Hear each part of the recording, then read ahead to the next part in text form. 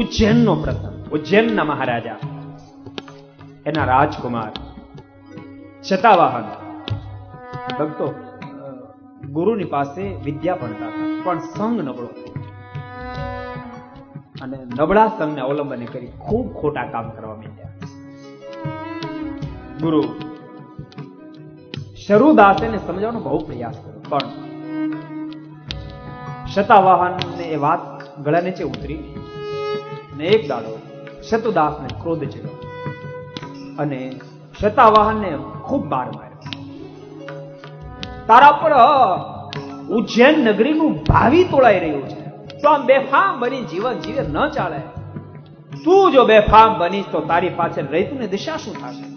માર માર્યો, દેશ આપ્યો અને વાતની હા પડી. જીવન બદલી નાખ્યો, નબળાનો સંગ છોડી ભણીને પોતાના રાજ્યમાં જતા રહ્યા.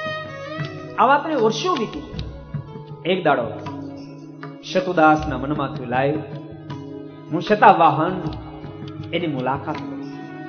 ઉજ્જૈનની અંદર આવ્યા, પણ શતાવાહન એ વખતે રાજગાદી પર આવી ગયા. તેને ખબર પડી શતુદાસ આજ મારા રાજમાં આવી રહ્યા છે, વિશાળ સામ્રાજ્ય. અને શતુદાસ વિદ્યાગુરુ હતા. શતુદાસને ભવ્યતાથી સ્વાગત કરીને પોતાના પુરમાં પધરામણી કરાય. શતુદાસે હાથ જોડીને કીધું, મહારાજા, હું તો એક સામાન્ય માણસ છું, મારું આટલું ભવ્ય સ્વાગત ન હોય. મને શરમ આવે છે, આટલું ભવ્ય સ્વાગત તમે કેમ કર્યું? અને એ વખતે શતાવાહન મહારાજાના મુખમાંથી શબ્દ નીકળ્યા, ગુરુદેવ, આજ હું જે કાંઈ છું, મારું જે કાંઈ સ્ટેટસ છે, આ ચારે બાજુ મારી વાહવા જે થઈ રહી છે, એના મૂળના કારણમાં કોઈ હોત તો આપ છો. આપે મને જો ઉપદેશ ના આપ્યો હોત, મને માર ન માર્યો હોત, તો ગુરુદેવ આજે ઉજ્જૈનની ગાદીને દીપાવતો ન હોત, ઉજ્જૈનની ગાદી મેં કલંક લગાડ્યો હોત.